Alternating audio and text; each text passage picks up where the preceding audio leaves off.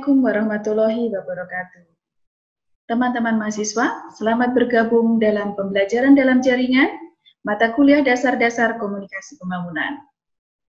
Pada kesempatan ini, mengawali perkuliahan dalam satu semester, kita akan membahas bab 1 tentang pendahuluan mata kuliah ini, yang membahas beberapa sub pokok bahasan. Kuliah 1, pendahuluan untuk mata kuliah dasar-dasar komunikasi pembangunan. Sub pokok bahasan dari bab ini adalah ada 5, yaitu pengantar, lalu yang kedua adalah aksi komunikasi pembangunan, definisi komunikasi pembangunan, profesional komunikator, dan ruang lingkup komunikasi pembangunan. Kita akan mulai dari bagian pengantar.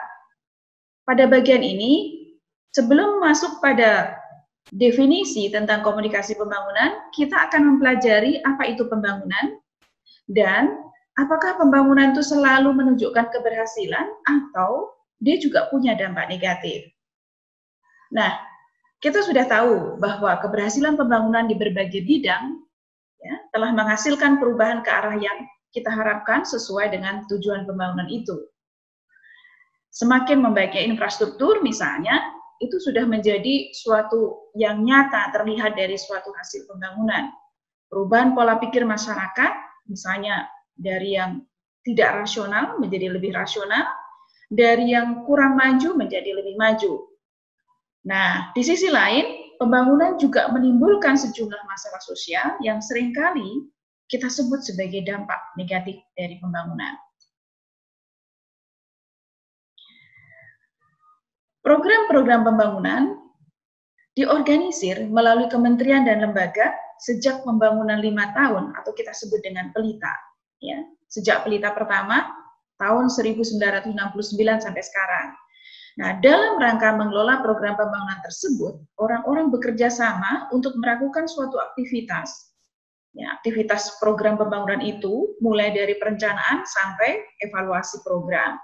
Nah, coba teman-teman mahasiswa pikirkan, andai tanpa komunikasi, dapatkah pembangunan itu berjalan dengan baik? Misalnya, bangun jembatan, ya, membangun gedung-gedung sekolah, rumah sakit. Dari pembangunan infrastruktur saja bisa dibayangkan, bisakah itu dilakukan? Jawabannya pasti tidak. Ya, baik. Kita akan lanjutkan pada sub pokok bahasan yang kedua, dari bab pendahuluan mata kuliah dasar-dasar komunikasi pembangunan.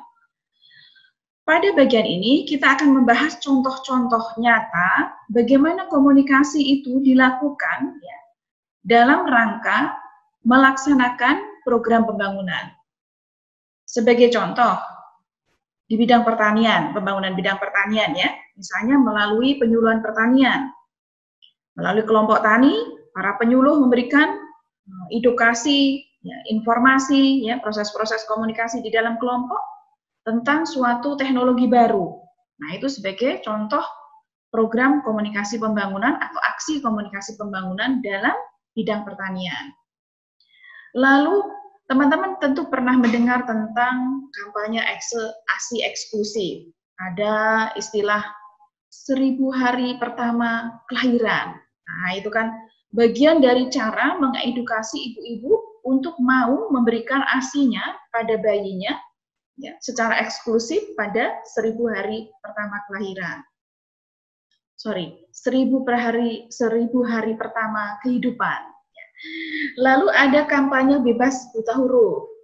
Ya, pernah teman-teman lihat tuh ya, kalau di masyarakat tuh ada di atapnya tuh ada tulisan B3B, bebas 3 buta. Nah, itu pemberantasan kampanye bebas buta huruf. Ya, supaya kita, masyarakat kita itu bebas 3 buta itu apa saja? Buta aksara dan angka, buta pengetahuan dasar, dan buta bahasa Indonesia. Nah, itu juga bagian dari program aksi komunikasi pembangunan.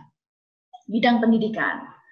Lalu ada kampanye masuk sekolah menengah kejuruan. Nah, kita akan tahu ya, bahwa ternyata sekolah menengah kejuruan yang dulu itu dianggap mungkin yang masuk SMA itu dianggap lebih tinggi dibanding yang SMK, yang sekolah menengah atas itu lebih baik gitu dibanding yang sekolah menengah kejuruan. Nah itu lalu kemudian ada kampanye bahwa masuklah sekolah menengah kejuruan gitu ya, karena di sana lebih mempelajari ilmu-ilmu lebih pada aktivitas teknis begitu. Nah itu bagian dari aksi juga komunikasi pembangunan bidang pendidikan. Lalu ada ya di bidang gizi ya dan makanan itu ada kampanye makan ikan ya secara nasional dengan menggunakan media massa. Yuk kita makan ikan. Nah, dari beberapa jenis ya, atau contoh komunikasi pembangunan yang tadi saya sebutkan itu biasanya dilakukan top down. Top down itu adalah dari dari atas ke bawah ya, dari atas ke bawah, dari yang punya program ke masyarakat, dari kementerian ke masyarakat luas gitu. Jadi ke masyarakat ya, dari atas ke bawah. Dari yang pemimpin program ke yang pelaksana penerima manfaat program ya, gitu. Dari pemerintah ke masyarakat itu top down. Ya, lalu kemudian nih, beberapa contoh yang tidak top down. Di sini adalah lebih bottom up. Bottom up adalah dari masyarakat ke pihak di atasnya, pihak pemerintah. Misalnya dari tokoh masyarakat mengajak masyarakat untuk ber-KB ya, untuk merancang kehidupan berkeluarga ya, misalnya mengatur jarak kelahiran dan sebagainya. Lalu ketua RT mengajak masyarakat untuk kerja bakti, membersihkan selokan. Nah, itu sifatnya lebih mengajak ya, komunikasi di atas tidak perintah sifatnya ya, tetapi lebih mengajak itu adalah mempengaruhi secara persuasi. Ya, membujuk perilaku atau sikap. Lalu musyawarah rencana pembangunan desa, misalnya seperti itu. Nah, dari dua tipe aksi tadi, yang pertama adalah bottom up ya, dari bawah ke atas atau lebih sifatnya mengajak, lalu yang kedua adalah top down yang sifatnya lebih lebih memerintah gitu ya, memberi informasi tetapi sambil satu arah ya, sifatnya top down itu satu arah, jadi tidak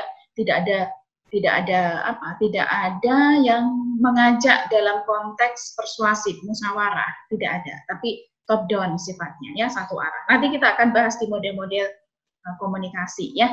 Baik.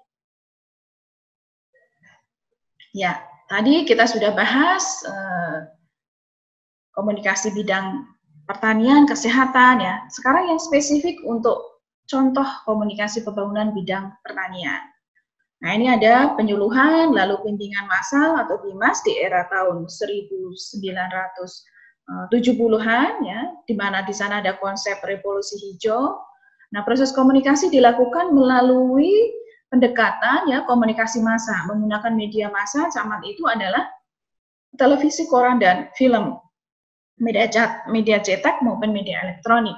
Lalu kemudian melalui pendekatan kelompok ya, jadi itu adalah melalui wadah kelompok tani. Lalu kemudian melalui komunikasi interpersonal, yaitu door to door tuh misalnya dari mengunjungi keluarga-keluarga petani. Jadi itu yang dilakukan melalui yang disebut sebagai penyuluhan atau bimbingan massal. Oke, baik. Lalu kemudian komunikasi pembangunan bidang pendidikan.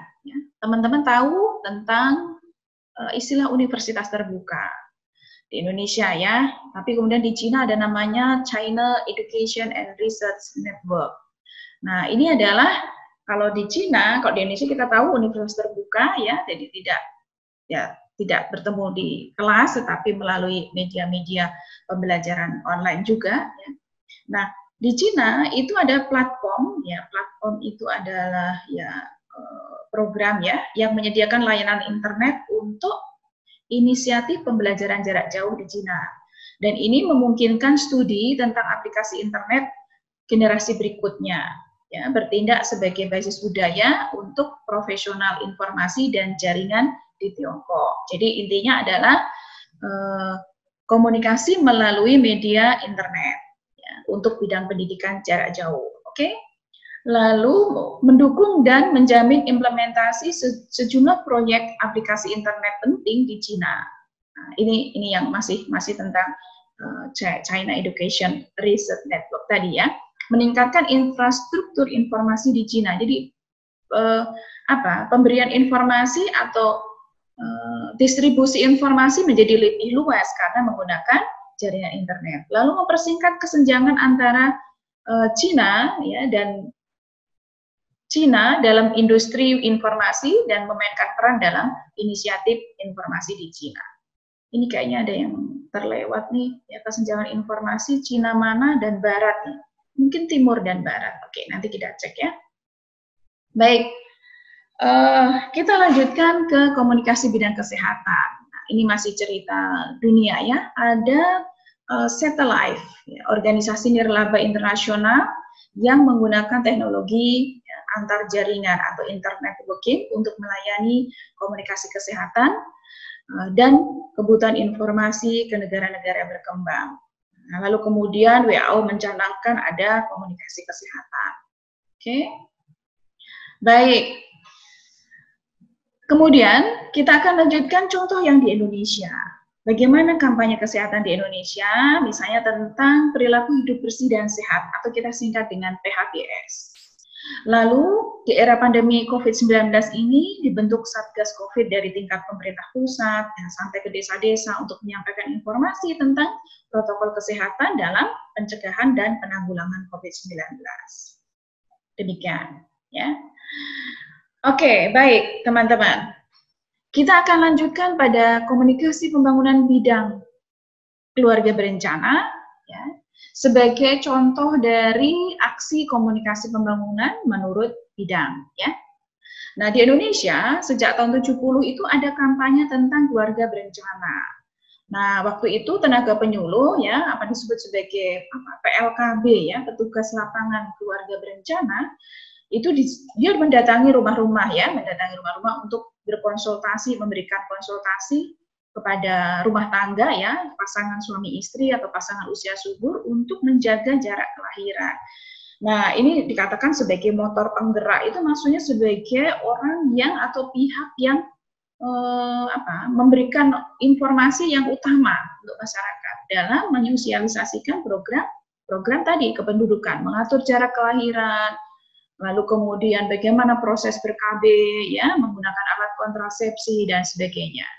Nah, dengan demikian pemerintah waktu itu di era tahun 70-an sampai tahun 1984, Presiden Soeharto mendapatkan penghargaan dari WHO karena keberhasilannya dalam program keluarga berencana di Indonesia, ya. Oke, baik. Kita akan lanjutkan ke contoh, ya, contoh komunikasi pembangunan bidang ketenagakerjaan. Nah, ini di India ada namanya portal Tarabat, ya. Di sini didesain untuk melayani kawasan perdesaan dalam memberikan informasi tentang kesempatan kerja. Nah, di situ ada situs web lokal dengan bahasa setempat. Nah, itu memberikan informasi tentang lowongan-lowongan pekerjaan di India. Nah, ini bagian dari komunikasi pembangunan. Jadi, program yang memberikan informasi, ya, pada masyarakat supaya masyarakat menjadi lebih tahu tentang kesempatan kerja yang ada. Lalu di Bangladesh dan Senegal, nah, itu sudah didirikan ada telecenter lokal, ya, untuk menciptakan lowongan kerja langsung dari ribuan orang setempat. Jadi telecenter, jadi orang kayak apa ya, kayak call center gitu, ya. Jadi memberikan informasi tentang lowongan-lowongan pekerjaan. Oke, nah ini bidang e-commerce atau bidang apa ya, elektronik komersial, ya. Jadi kita promosi, ya, promosi melalui internet, ya.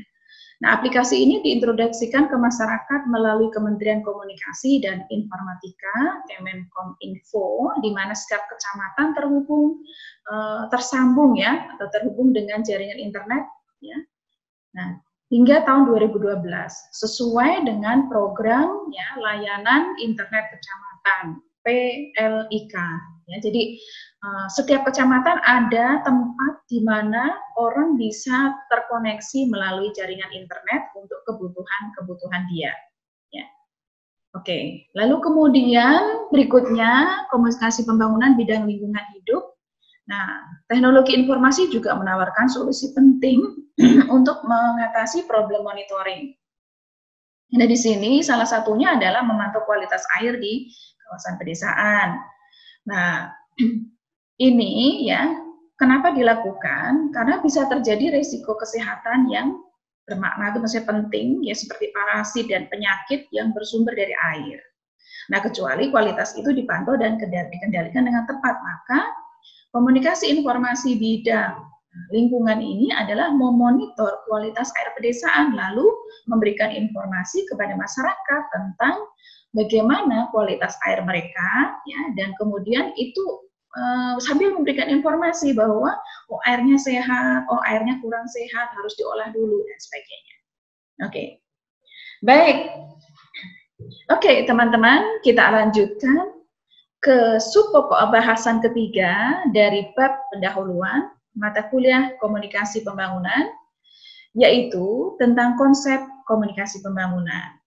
Nah, pada bab ini kita akan pelajari, pertama adalah konsep komunikasinya, dan yang kedua adalah konsep tentang pembangunan. Nah, komunikasi di sini diartikan sebagai proses penyampaian suatu pesan dari seorang kepada orang lain untuk memberitahu atau mengubah sikap atau pendapat atau perilaku baik secara langsung maupun tidak langsung melalui suatu media.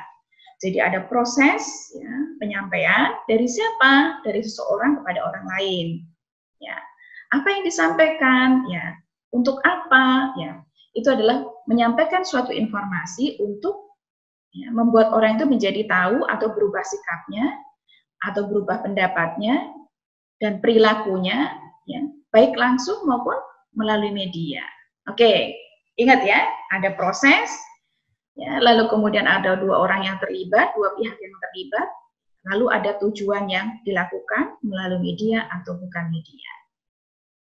Oke, lalu komunikasi pembangunan itu, apa kata pembangunan? Pembangunan adalah didefinisikan sebagai proses menuju ke arah sesuatu yang lebih baik. Proses menuju ke arah sesuatu yang lebih baik.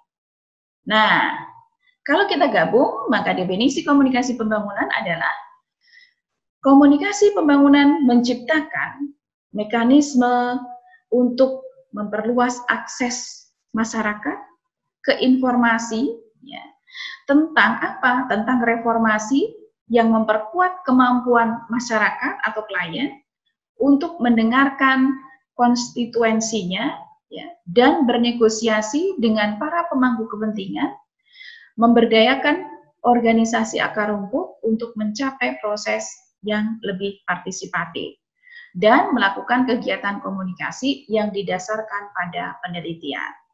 Jadi ini sudah relatif diperluas, ya, definisinya.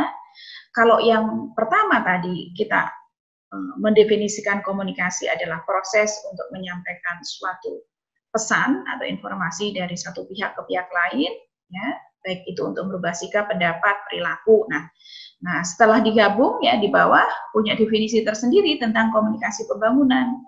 Jadi ada mekanisme memberikan informasi, betul, ya, tapi lalu untuk apa? Untuk mempengaruhi konstituennya. Siapa itu? Ya, para pemangku kepentingan, ya, pihak-pihak yang mungkin bisa melakukan proses perubahan di dalam kebijakan pemerintah, bisa juga di dalam meningkatkan taraf hidup, pemberdayaan masyarakat, ya, dan untuk mencapai proses yang lebih partisipatif, jadi lebih memberdayakan. Oke, baik.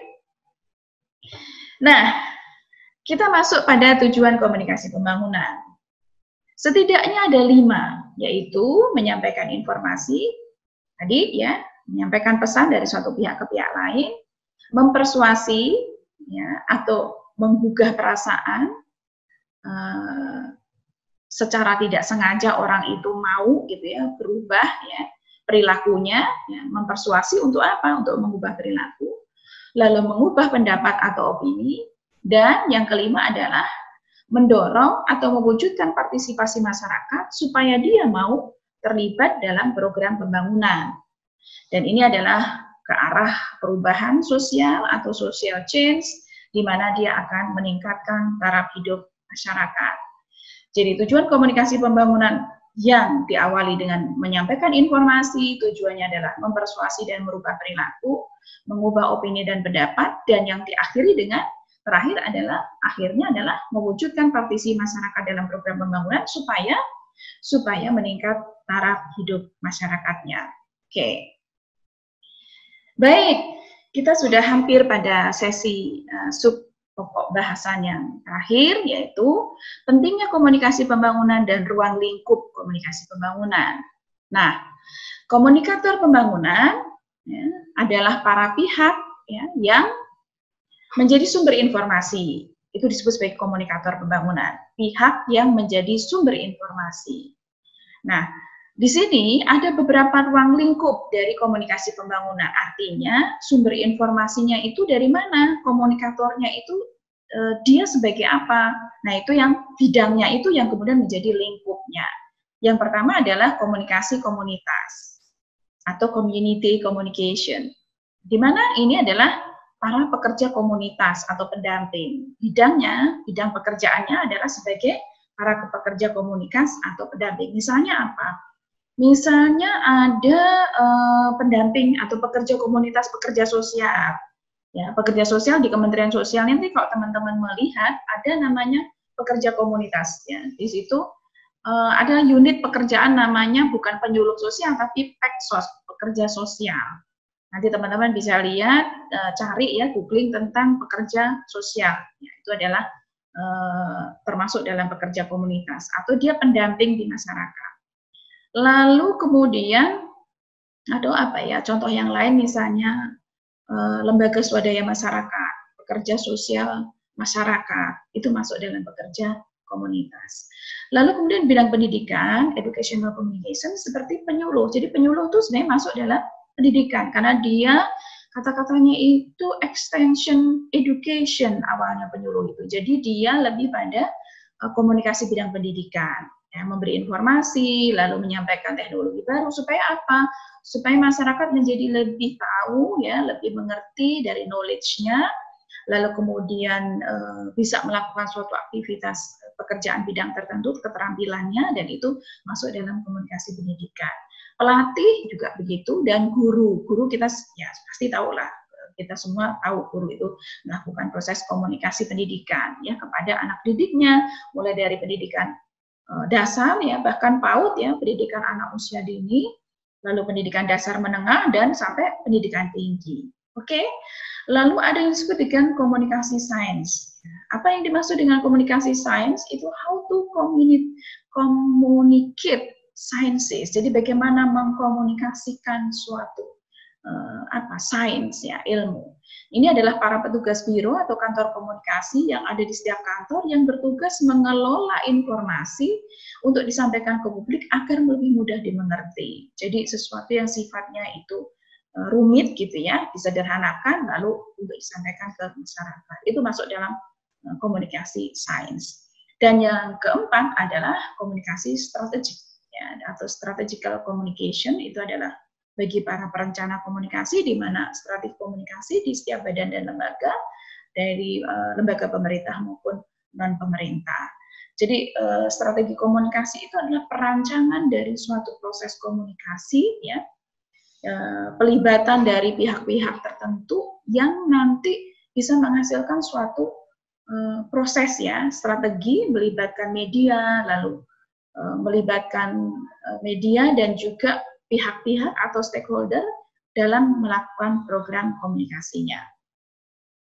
Baik, demikian teman-teman, kita sudah bahas bab 1 pendahuluan tentang komunikasi pembangunan ini. Kita sudah bahas tadi dari apa dampak positif dan negatif dari komunikasi pembangunan, lalu kemudian definisi dari komunikasi pembangunan, dan juga tadi aksi komunikasi pembangunan di berbagai bidang, dan yang terakhir adalah lingkup tentang komunikasi pembangunan. Oke, nanti dalam praktikum teman-teman akan diminta untuk mencari konsep dan definisi komunikasi pembangunan, lalu ada contohnya. Nah, lalu mungkin ada teman-teman berkenan untuk melihat dalam 3 hari ya berita-berita di media massa atau menonton atau membaca ya, lalu ada teman-teman bisa membuat daftar ya contoh-contoh peristiwa komunikasi pembangunan pada 3 hari tersebut. Oke, baik, kita akhiri kuliah untuk sesi ini. Semoga tetap semangat dan bisa mengambil manfaat dari setiap topik yang dipelajari. Terima kasih. Assalamualaikum warahmatullahi wabarakatuh.